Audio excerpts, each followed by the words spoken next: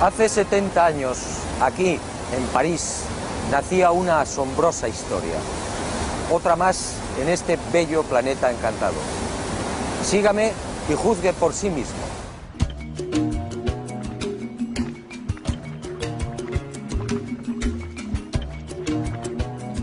Al principio yo tampoco lo creí. Después, al investigar sobre el terreno, todo cambió. El hallazgo de los antropólogos franceses era cierto. Aquí en el corazón de Mali hace mucho tiempo sucedió algo que no tiene explicación racional. Unos seres desconocidos procedentes al parecer del espacio exterior establecieron contacto con una remota tribu.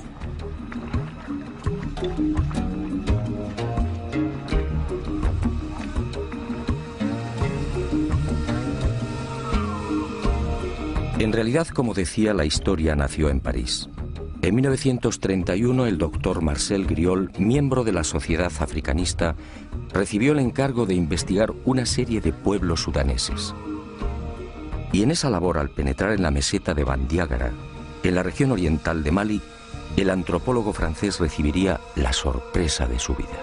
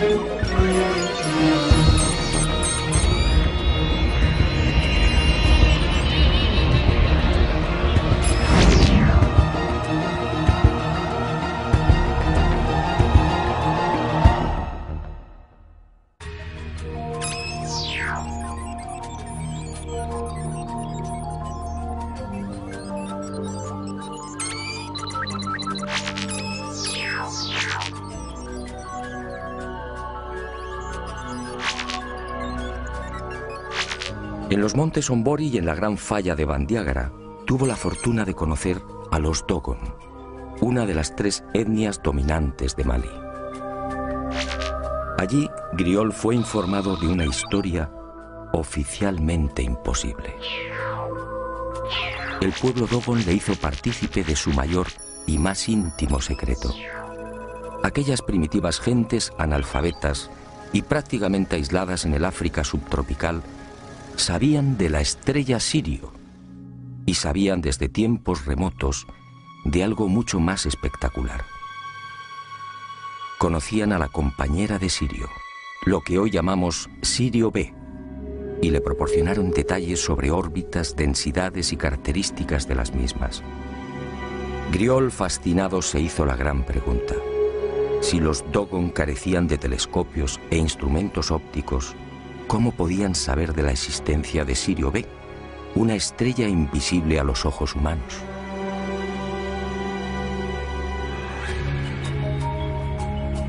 A su regreso a Francia, Marcel Griol indagó sobre Sirio. Los resultados lo confundieron definitivamente. En 1834, el astrónomo Johann Bessel, tras largos periodos de observación, llegó a una conclusión: Sirio tenía una compañera.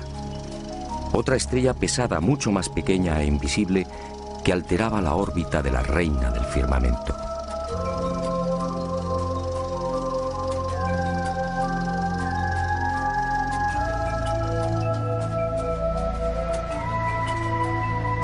En 1862, el norteamericano Alvan Clark consiguió distinguir un débil punto luminoso allí donde había señalado Bessel y confirmó la existencia de un segundo astro, Sirio B.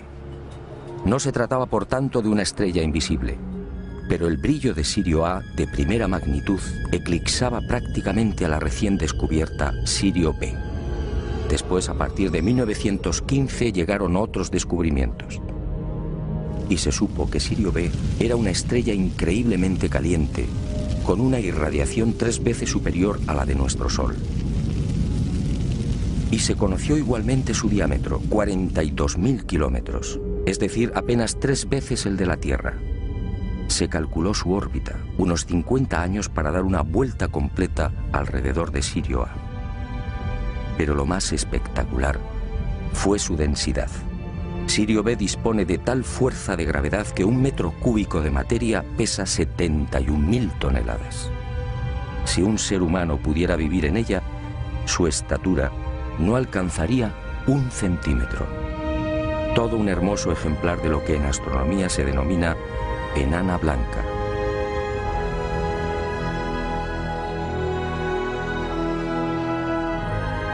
Años más tarde, en 1970, el astrónomo Irwin Lindenberg del Observatorio Naval Norteamericano en Washington conseguiría la primera fotografía de Sirio B. En ella, la enana blanca aparece como un tímido y casi insignificante punto blanco. A su lado, Sirio A, 10.000 veces más brillante.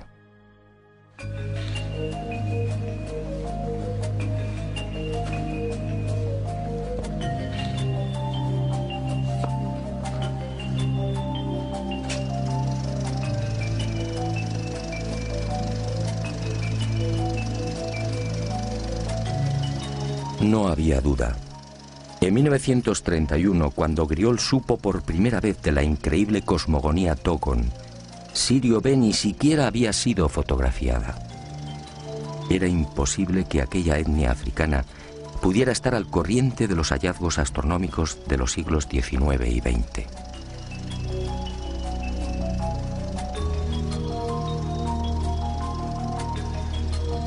El impacto fue tal que en 1946 Griol regresó a Mali, esta vez acompañado por Germaine Dieterlen, etnóloga y secretaria de la Sociedad Africanista del Museo del Hombre de París. 4 años después, los investigadores franceses publicarían un dossier con sus averiguaciones. Aquel artículo, publicado en 1951 bajo el título Un sistema siriano en Sudán, pasó casi desapercibido. 21 años más tarde, en 1972, el destino puso en mis manos los trabajos de los antropólogos galos, y yo también quedé desconcertado y fascinado. Era preciso investigar de nuevo. Era preciso viajar a Mali.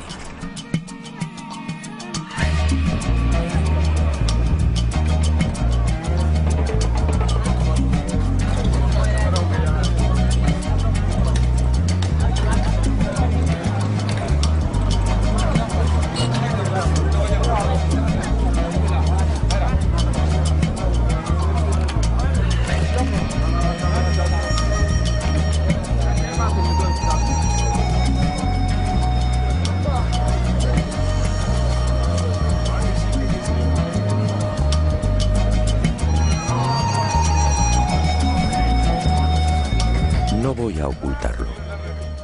En Mali muy pocos conocen el secreto de los Dogon. Al principio, nada más pisar la bulliciosa Bamako e iniciar las pesquisas, me sentí decepcionado. Después comprendí. Este pueblo multirracial, alegre y hospitalario como pocos, tiene una preocupación más urgente: sobrevivir. De sus casi 10 millones de habitantes, 2/3 partes vive en la más extrema pobreza. En las aldeas, el salario medio mensual no llega a $50. En las ciudades, un funcionario puede ganar algo más, alrededor de 80.000 cefas, es decir, unos $80. El índice de analfabetismo roza el 73%. La mortalidad infantil, especialmente en las aldeas, supera el 60%, con una expectativa de vida de 35 a 40 años. La malaria, tuberculosis, meningitis, infecciones intestinales y oculares, entre otras patologías, afectan al 80% de la población. El tracoma, por ejemplo, ha provocado miles de ciegos, algo que podría evitarse con unas simples gotas.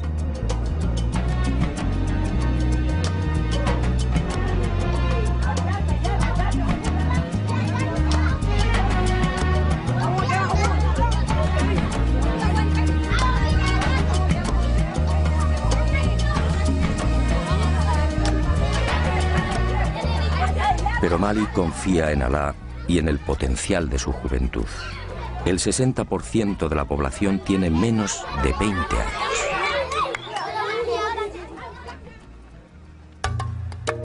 No había tiempo que perder. Nuestro objetivo, el país Dogon, situado al este de Mali, muy próximo a la frontera con Burkina Faso, se hallaba a 3 días de camino.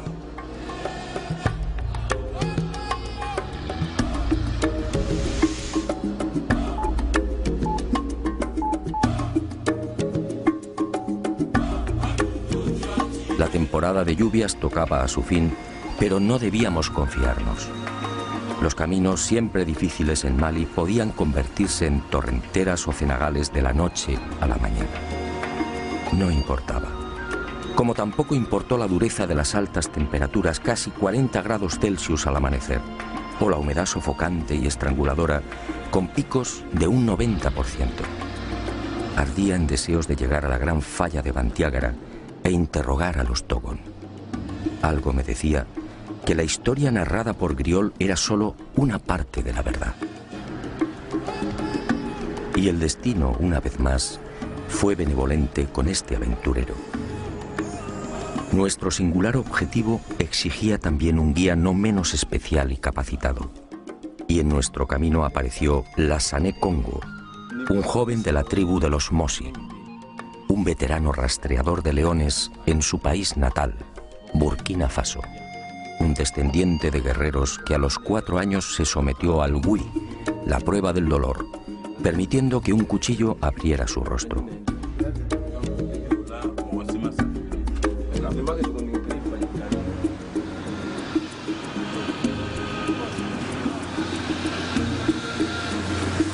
En las cercanías de las pequeñas aldeas de Bane, Bla y San, Congo quiso mostrarnos algo que forma parte del paisaje de la gran sabana maliense: los termiteros. Espectaculares hormigueros de hasta 4 metros de altura y 7 de perímetro, levantados en 1 o 2 años por millones de enormes hormigas de 1 centímetro. Hormigas especialmente feroces, de cabeza roja, que deben ser decapitadas si hacen presa. Termiteros en los que todavía hoy son abandonados los bebés que han tenido la mala fortuna de nacer albinos. Termiteros que las etnias de Mali asocian a la ablación o mutilación del clítoris. Para ellos, desde la más remota antigüedad, la presencia del clítoris solo conduce al nacimiento de niños deformes. Más adelante, al hablar con los Dogon, aclaramos el porqué de esta superstición.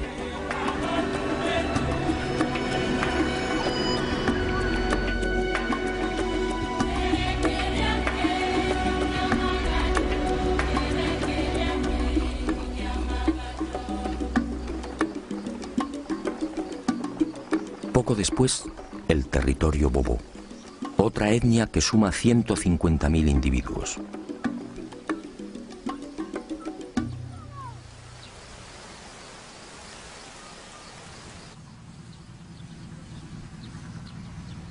Los grandes especialistas en la cría de perros. Un pueblo caníbal que sigue practicando el ritual de comer carne humana. Congo nos advierte: cada año en esta zona desaparecen 2 o 3 personas. Todo el mundo sabe cuál es su destino. Madou Dembélé es el patriarca de Mbé-Dougou, un mísero puñado de chozas de barro y paja. Aquí, como en el resto de las aldeas de Mali, no existe agua corriente, teléfono o luz eléctrica. Dembélé tiene 4 mujeres, el máximo permitido por el Corán. Algunas no alcanzan los 20 años. En Mali el 95% de las mujeres están casadas. Entre los hombres, en cambio, ese porcentaje no llega al 67%. La desproporción se debe a la poligamia.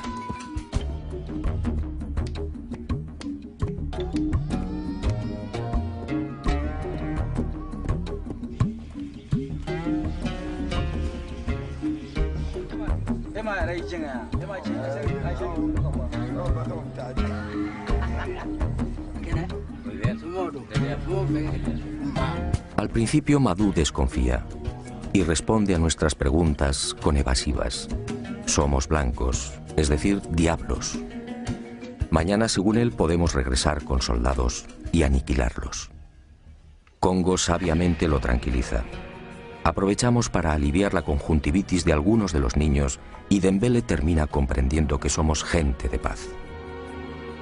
Nos muestra la aldea y se despide con una frase sagrada para los Bubu. Alá ki bombosi yanga ki kusingiye. Que Dios permita que te crezca la barba.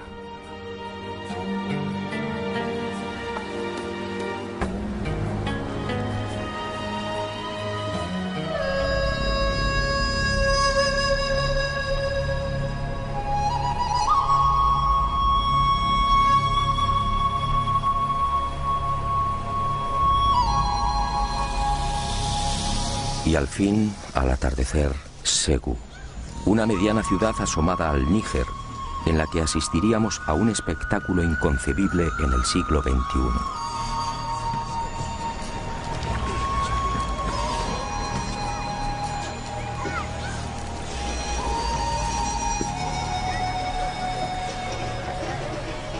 Cuando Congo me explicó sinceramente, no le creí. ¿Esclavos en el siglo XXI? Así era. Allí en las afueras de Ségou malviven los Bela, los últimos esclavos del planeta. Mejor dicho, esclavos recién liberados por sus dueños y señores, los tuaregs. Otros muchos, alrededor de 300.000, permanecen en la esclavitud en las zonas desérticas de Mali, en Níger y en el sur de Libia y Argelia. Son los parias de los parias, los apestados. No reciben dinero, solo la comida y el honor de servir a los señores del desierto. Hoy, los Bela libres apenas suman un 3% de la etnia. El resto deambula con los tuareg de pozo en pozo y de oasis en oasis.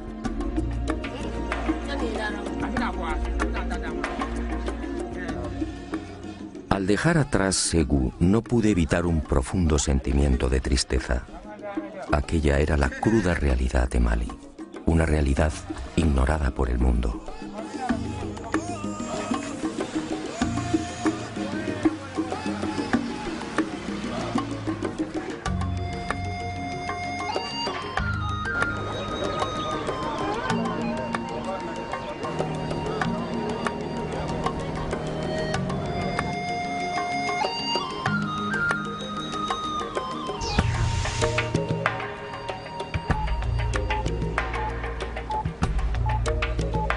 Pero la llegada a Yené, la ciudad más antigua del África subsahariana, me hizo olvidar de momento la angustiosa situación de los malienses.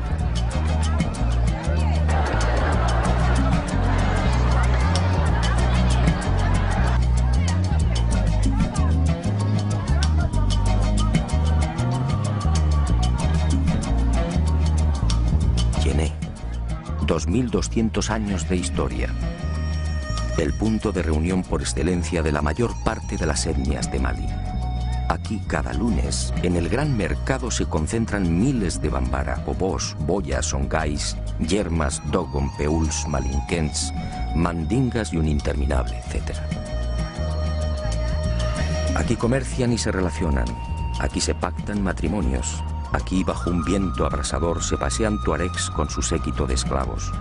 Aquí los maridos permiten que sus mujeres exhiban el oro que los acredita como hombres ricos. Aquí, solo las mujeres que se saben bellas pueden lucir un anillo de oro en la nariz. Aquí se hablan 50 dialectos.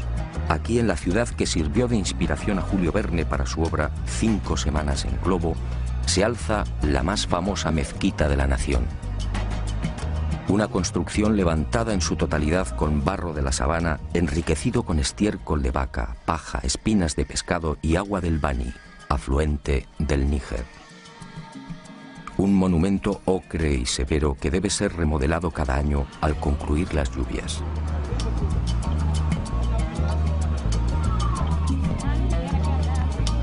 Un templo al dios de los musulmanes al que no tienen acceso los infieles y que naturalmente dispone de 2 puertas, una para los ricos y otra para los pobres.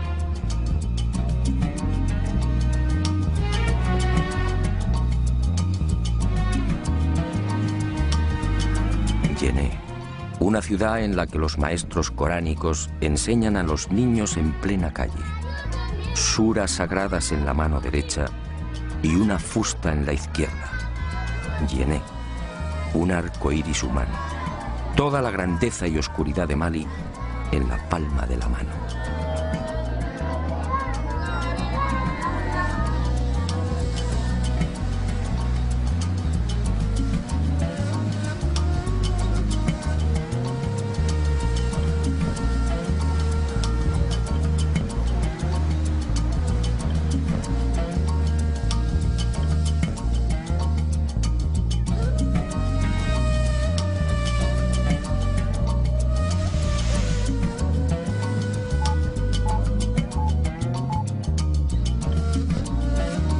Y finalmente nuestro objetivo, el país Dogon, un gigantesco acantilado de 200 kilómetros,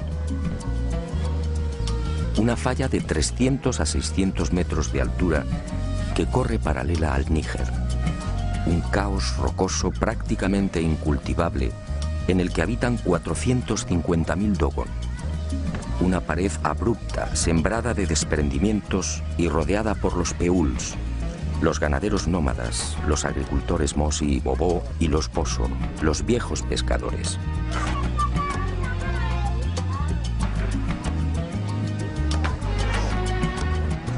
Un país en miniatura que disfruta de un especial microclima. Un país bendecido por las lluvias en el que crecen los majestuosos baobabs, las generosas ceibas y tamarindos, las serenas acacias y los lujuriosos mangos.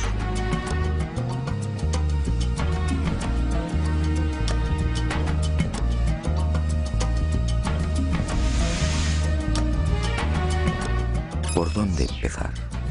La Gran Falla reúne 700 aldeas.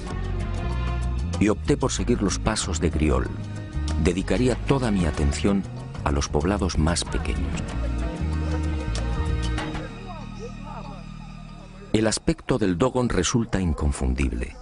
La etnia se distingue por dos tipos básicos. El alto y musculoso muy próximo al modelo sudanés, de cabeza y ojos redondos y nariz grande. Y el más pequeño y numeroso. El Dogon rechoncho de hombros anchos y poderosos, cabello ensortijado, pómulos altos y ojos rasgados y maliciosos. Su lámina es la de un campesino. En ocasiones, una perilla acentúa su aspecto mongol.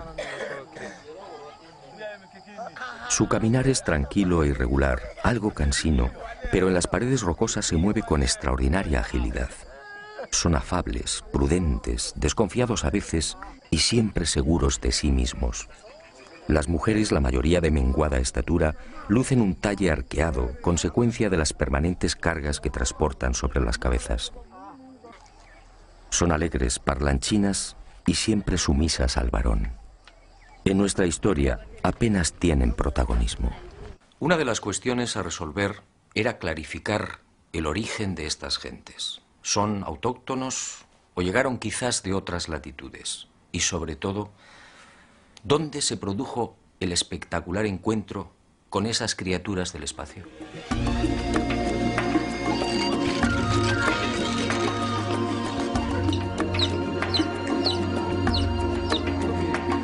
Historiadores y antropólogos no terminan de coincidir.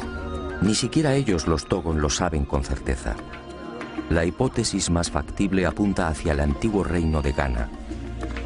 Allí, hacia el año 1040, la invasión de los almorávides debió propiciar el éxodo de numerosas etnias animistas que no deseaban convertirse al Islam. Y los Dogon fue uno de los pueblos que terminó huyendo hacia el este. La huida debió registrarse entre los siglos XI y XII.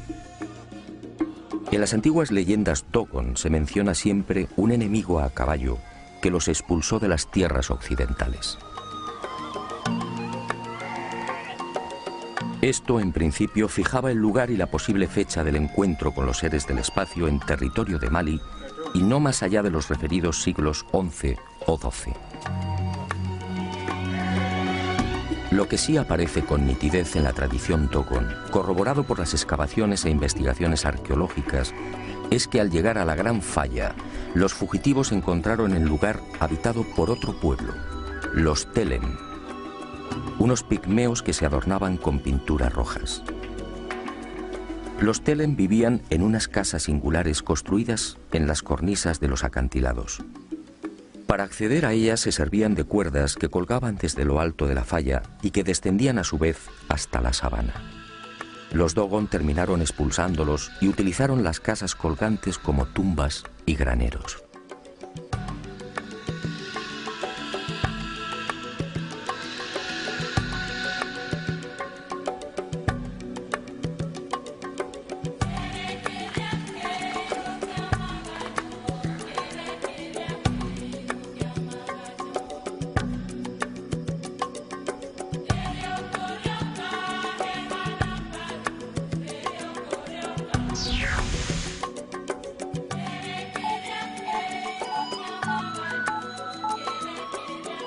Y llegó el gran día, mi primer contacto con uno de los ancianos y depositario del secreto de los Dogon, Pangalé Dolo, vecino de Sanga y nieto de Ogotemeli, el cazador ciego que informó durante años a Marcel Griol. En realidad, mis temores eran infundados. Tanto en los escritos de Griol como en los relatos de otros especialistas, pude observar cómo los antropólogos hacían especial énfasis en las grandes dificultades a la hora de obtener información por parte de los Dogon. Todos hablaban de un cerrado secretismo, un conocimiento iniciático que era transmitido después de una minuciosa selección del aspirante. Para mi sorpresa, como digo, tanto el anciano Pangalé como el resto de los sabios con los que conversé no expresaron contrariedad alguna ante mis deseos de conocer los detalles de aquel misterioso encuentro. Todo lo contrario. Y conforme fui profundizando en la asombrosa historia, aquel viejo presentimiento cobró fuerza. Griol y Dieterlen solo contaron una parte de la verdad.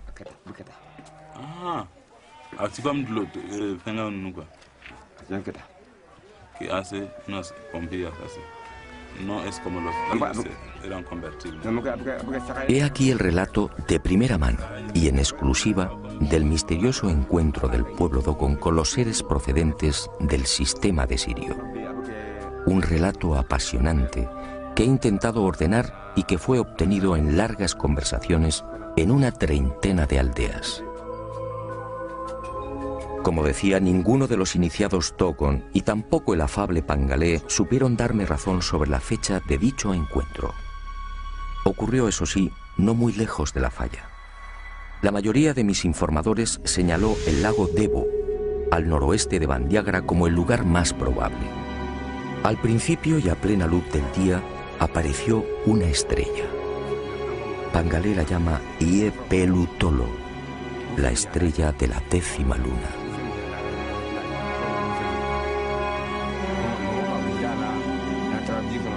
Y añaden que aquella estrella se hallaba rodeada de rayos rojos.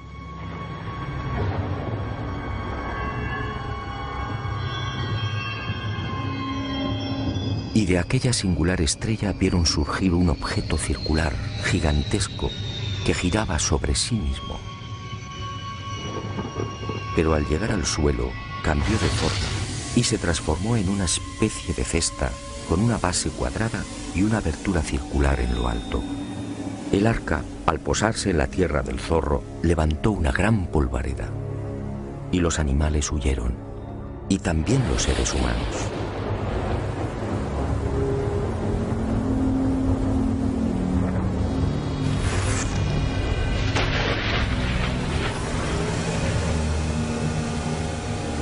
En esos momentos, según mi confidente, ocurrió algo no menos insólito. Junto al arca, nadie sabe cómo, apareció un extraño animal. Sujetó el arca con cuerdas y la fue arrastrando hasta una hondonada. Después, las lluvias llenaron la depresión y el arca flotó como una enorme piragua. Y el caballo de metal desapareció entre las aguas. Después de 30 años en la investigación del fenómeno ovni, El testimonio de Pangalé resulta fácil de interpretar. Aquel pueblo hace 1000 años fue testigo de la aparición a plena luz del día de una nave que permaneció inmóvil sobre el lugar, lo que hoy llamamos nave nodriza o portadora. Así lo contaron y así lo dibujaron.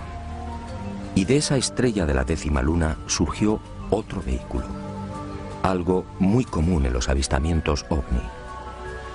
En su primitivo y parco lenguaje, los Dogon identificaron un robot con un cuadrúpedo o caballo de metal. ¿Qué otra cosa podían pensar?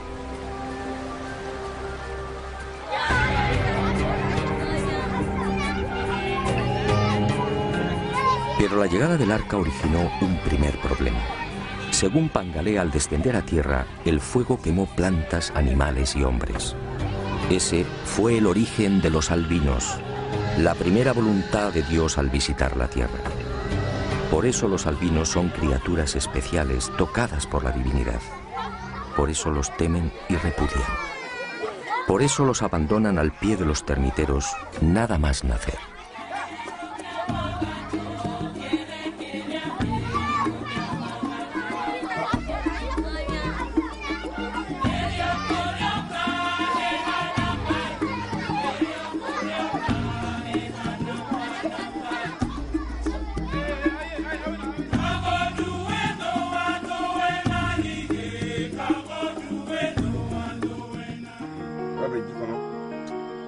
Pero sigamos con el relato, un relato que obviamente se vio limitado por la carencia de palabras y conceptos. Aunque resulte increíble, hoy los Dogon no tienen conciencia de la llamada carrera espacial.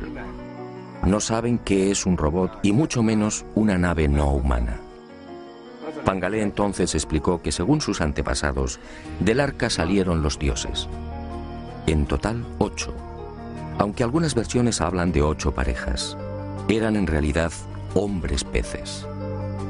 La cabeza y el tronco parecidos a los del hombre y el resto de cintura hacia abajo similar a la cola de un gran pez. Tenían 40 dientes, todos puntiagudos, carecían de orejas y para escuchar colocaban sus manos palmeadas en forma de bocina sobre unos minúsculos orificios laterales. Los ojos eran rojos y en el cuello lucían arrugas similares a un collar. Solo disponían de 3 dedos y los dioses vivían en el agua. Desde entonces estos seres recibieron el nombre de Onomo o el gnomo del estanque. Pero por miedo y respeto los Dogon decidieron no pronunciar ese nombre y los designaron como Di-Tiji, dueño o señor del agua. Insistí una y otra vez en el aspecto físico de los gnomos, y Pangalé, paciente y firme, replicó siempre con las mismas palabras. Hombres peces. Allí, allí,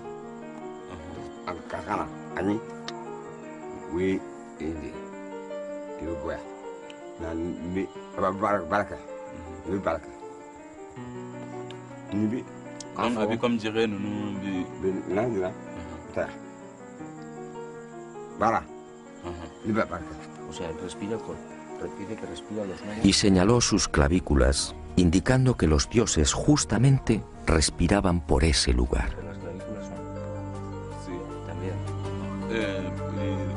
Vi respiración que niña va bien niña. Niña. Vi sienta niña. Niñando, mundi te. qué bo. Ya familia. Ya familia. Donc vi sienta niña. Abi bone. A lo largo de aquellos días, ganada la confianza de Pangalé, el anciano fue revelándome otros secretos. Así supe, por ejemplo, que los gnomos bajaron a la tierra para enseñar y de alguna manera evangelizar a los hombres. Convivieron con los Dogon y les mostraron cómo cultivar la sabana, cómo fabricar herramientas y cómo fundir metales.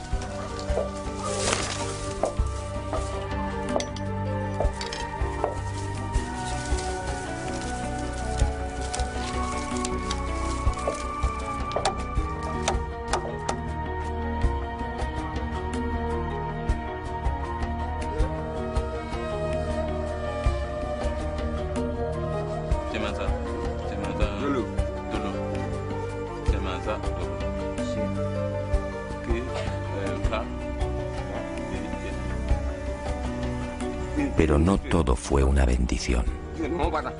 Según Pangalé y el resto de mis informadores, aquellos seres capturaban a los humanos y los mataban. Y lo hacían de una forma muy peculiar. Introducían una lengua bífida por la nariz de la víctima, extrayéndole la sangre. El pánico de los Dogon llegó a tal punto que al ver descender las arcas se escondían en bosques y aldeas, no acercándose jamás a ríos o lagos. Extracción de sangre. Aquello me recordó otros sucesos similares acaecidos en nuestros días, pero con animales. Griol, en efecto, no había contado toda la verdad. Y Pangalé reveló algo que me dejó perplejo. Los gnomos continuaban bajando a la tierra. Los había visto hacía 3 lluvias. Tenían un cabello largo hasta la cintura y la mitad inferior como la cola de un pez. Se movían sin dificultad, sin tocar el suelo. Otros Dogon en otras aldeas me facilitaron idénticos testimonios.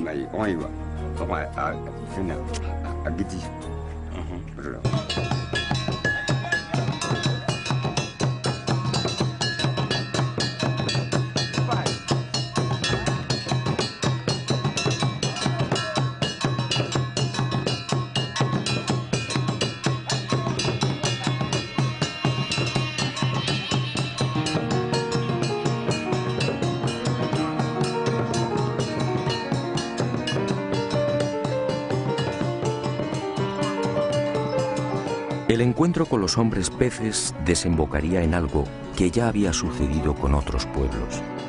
De aquel contacto nacería toda una liturgia y una nueva concepción de la vida. Y para celebrar la llegada de los gnomos, los Dogon establecieron una fiesta, el Sigi.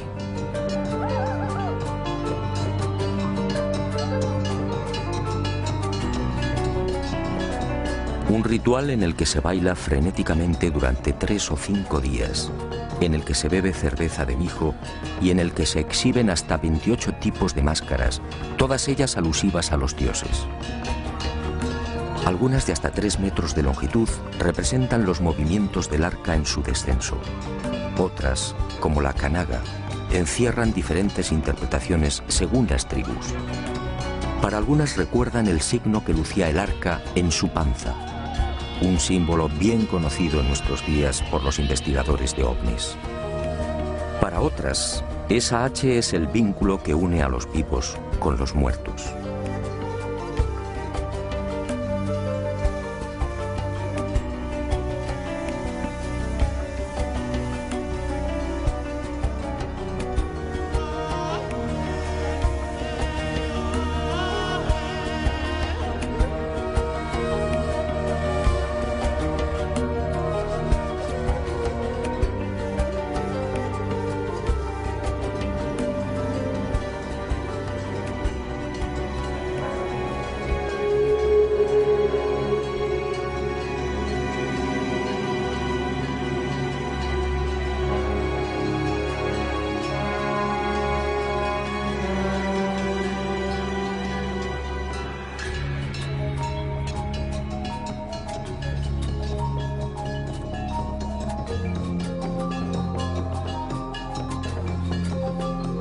El Sigi se celebra cada 60 años y según Pangalé y otros sabios Dogon, viene a recordar también el tiempo que precisa Sirio B para trazar una órbita en torno a Sirio A. Una enseñanza recibida igualmente de los gnomos. Y en las secretas tradiciones Dogon se habla también de una tercera estrella que gira igualmente en torno a Sirio A. La llaman Emmeya, el sol de las mujeres. Lo increíble es que Emmeya, o Sirio C, fue descubierta por los astrónomos en 1995.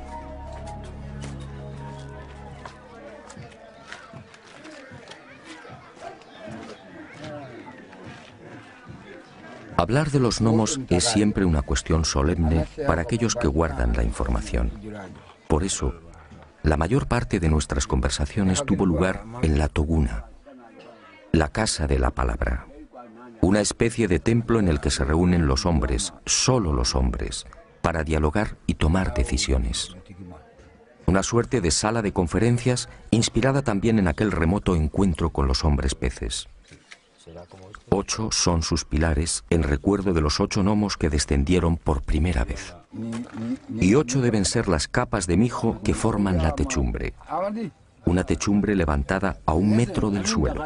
Esta, al parecer, fue la indicación de los seres de Sirio.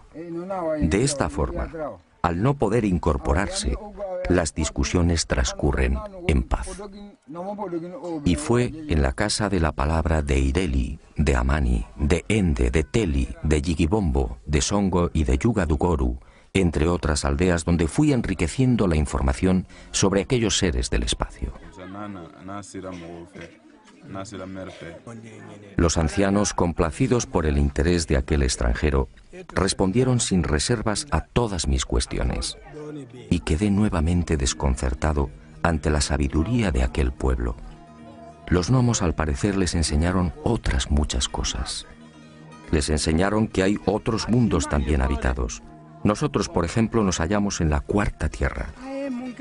En la 3ª viven los hombres con cuernos. En la 5ª, los hombres con cola. En la 6ª tierra, los hombres alados.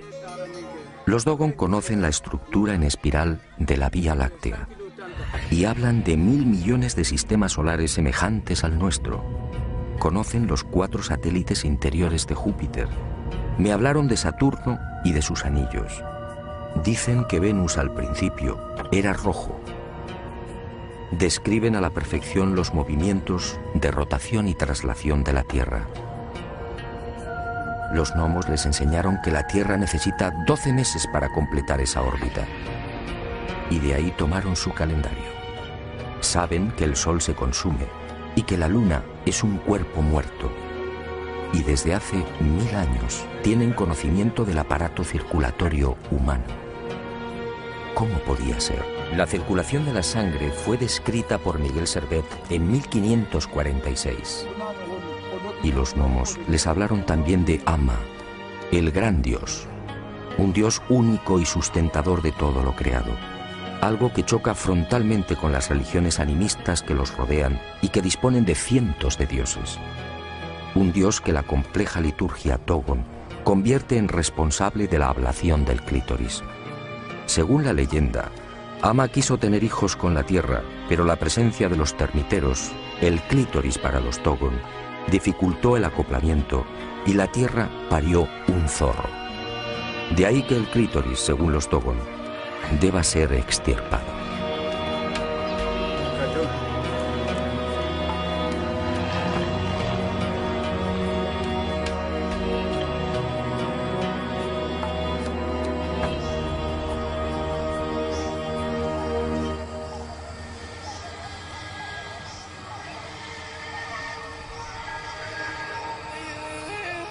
Tras 2 horas de dura ascensión alcanzamos la cumbre del Sinaí Dogon.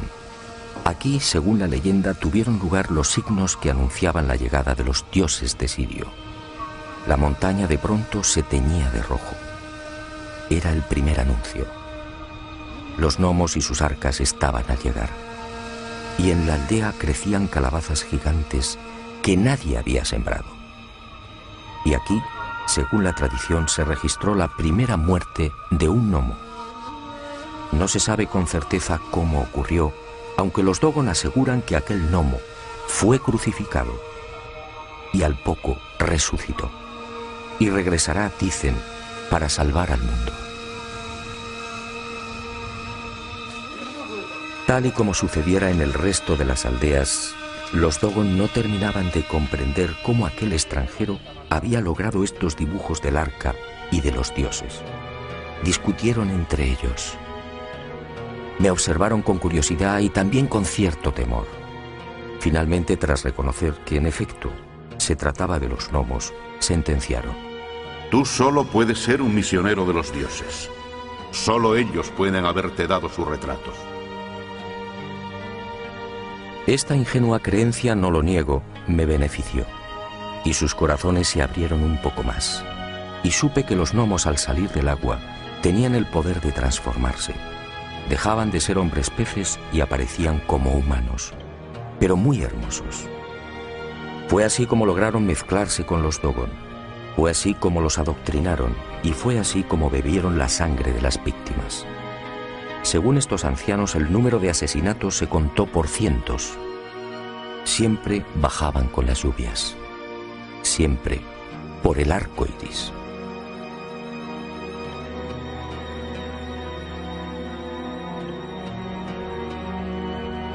Y cuentan los iniciados que fueron los dioses quienes les enseñaron también a circuncidar. Y el pueblo Dogon escogió la aldea de Songo para este ceremonial sagrado.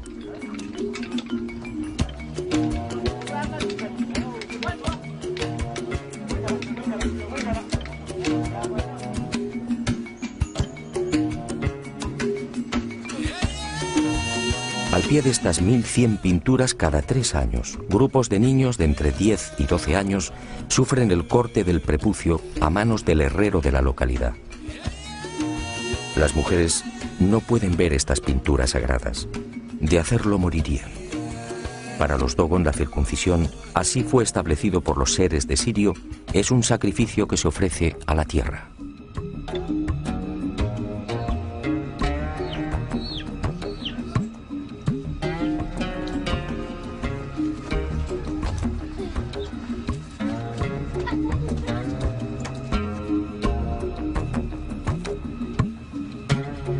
Nuestra visita al país Dogon no podía concluir sin una conversación con el hombre santo por excelencia, el Ogón, una mezcla de hechicero, médico y guía espiritual.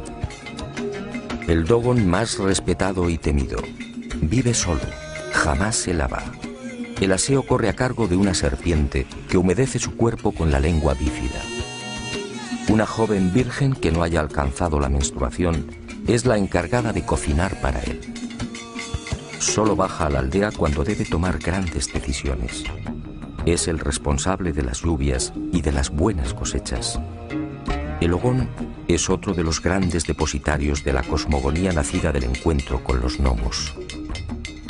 Después de múltiples gestiones, Aregin Do, de 75 años, accedió a entrevistarse con aquel extranjero. Los rumores sobre el extraño misionero de los dioses que portaba imágenes del arca y de los gnomos no tardaron en propagarse por las aldeas, llegando también a oídos del Ogón de Ende. Y una tras otra fue confirmando las noticias proporcionadas por el resto de los sabios y ancianos. Y añadió algo más. Él, como Pangaletolo, también había visto a los dioses. Fue antes de las últimas lluvias y en un lago próximo a la aldea de Soningue.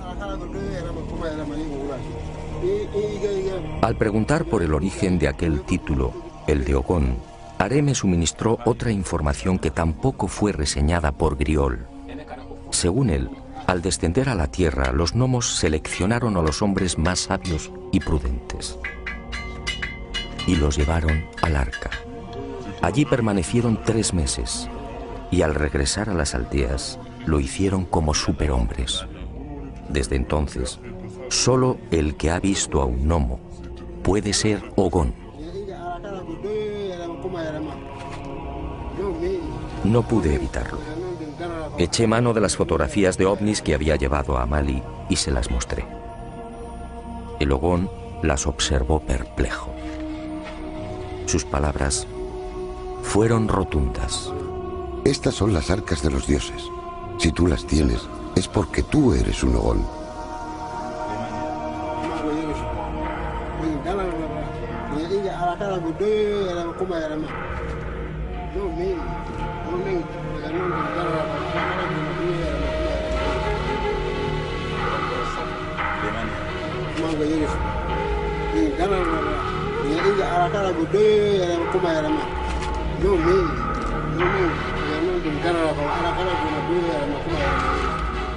Ahora no tengo la menor duda.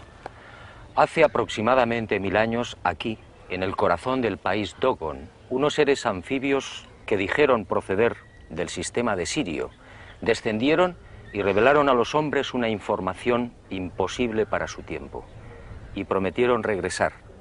Eso, según los Dogon, ocurrirá cuando aparezca de nuevo la estrella de la 10ª luna.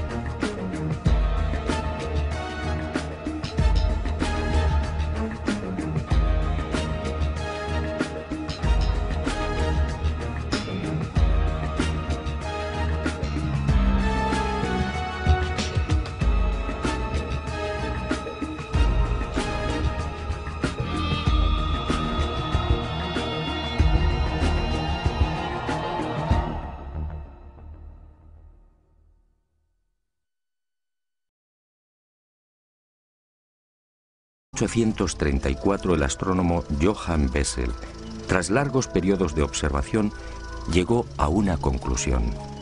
Sirio tenía una compañera. Otra estrella pesada, mucho más pequeña e invisible, que alteraba la órbita de la reina del firmamento.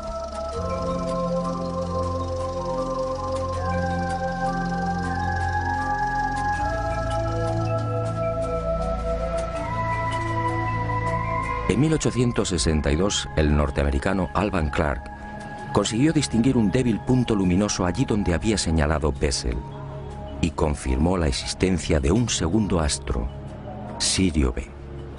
No se trataba, por tanto, de una estrella invisible, pero el brillo de Sirio A, de primera magnitud, eclipsaba prácticamente a la recién descubierta Sirio B. Después, a partir de 1915, llegaron otros descubrimientos. Y se supo que Sirio B era una estrella increíblemente caliente, con una irradiación 3 veces superior a la de nuestro Sol. Y se conoció igualmente su diámetro, 42.000 kilómetros, es decir, apenas 3 veces el de la Tierra. Se calculó su órbita, unos 50 años para dar una vuelta completa alrededor de Sirio A. Pero lo más espectacular fue su densidad. Sirio B dispone de tal fuerza. El doctor Marcel Griol, miembro de la Sociedad Africanista, recibió el encargo de investigar una serie de pueblos sudaneses. Y en esa labor, al penetrar en la meseta de Bandiagara, en la región oriental de Mali, el antropólogo francés recibiría la sorpresa de su vida.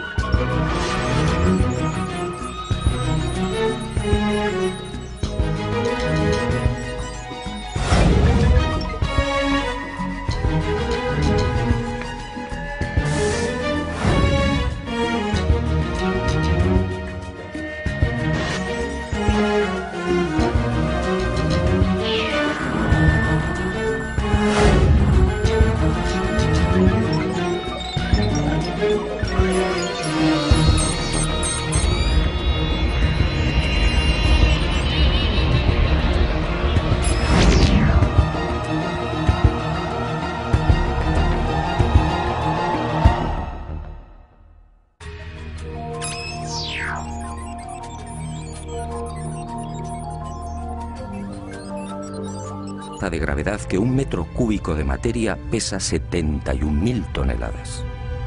Si un ser humano pudiera vivir en ella, su estatura no alcanzaría 1 centímetro. Todo un hermoso ejemplar de lo que en astronomía se denomina enana blanca.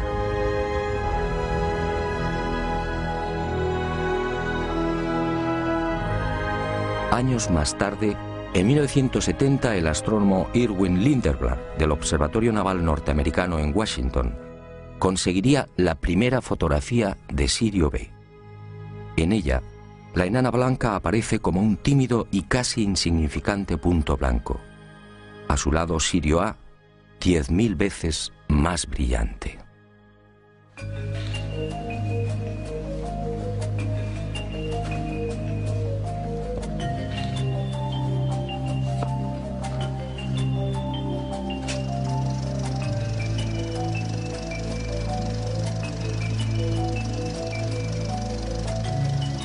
No había duda. En 1931, cuando Griol supo por primera vez de la increíble cosmogonía Dogon, Sirio B ni siquiera había sido fotografiada. Era imposible que aquella etnia africana pudiera estar al corriente de los hallazgos astronómicos de los siglos XIX y XX.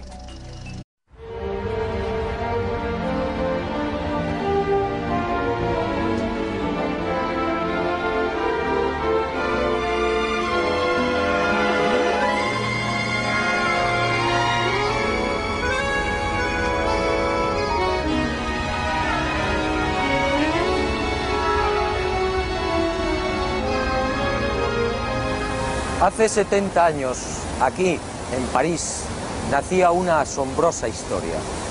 Otra más en este bello planeta encantado. Sígame y juzgue por sí mismo.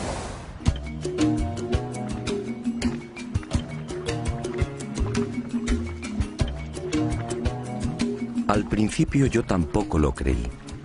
Después, al investigar sobre el terreno, todo cambió. El hallazgo de los antropólogos franceses era cierto.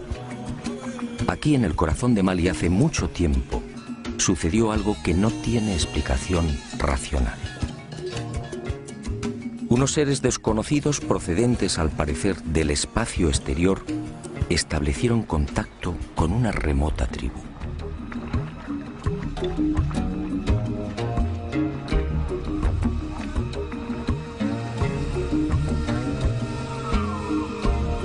En realidad, como decía, la historia nació en París. En 1931...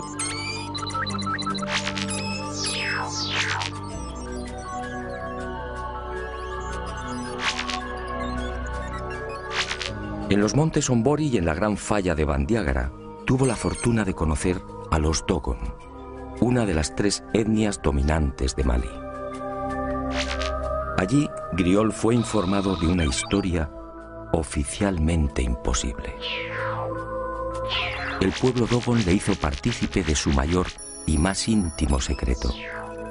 Aquellas primitivas gentes analfabetas y prácticamente aisladas en el África subtropical sabían de la estrella Sirio y sabían desde tiempos remotos de algo mucho más espectacular.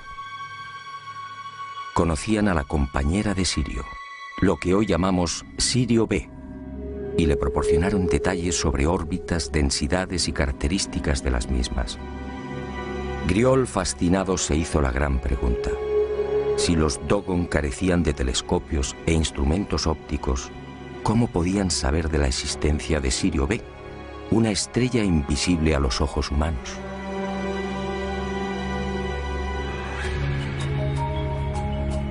A su regreso a Francia, Marcel Griol indagó sobre Sirio. Los resultados lo confundieron definitivamente. En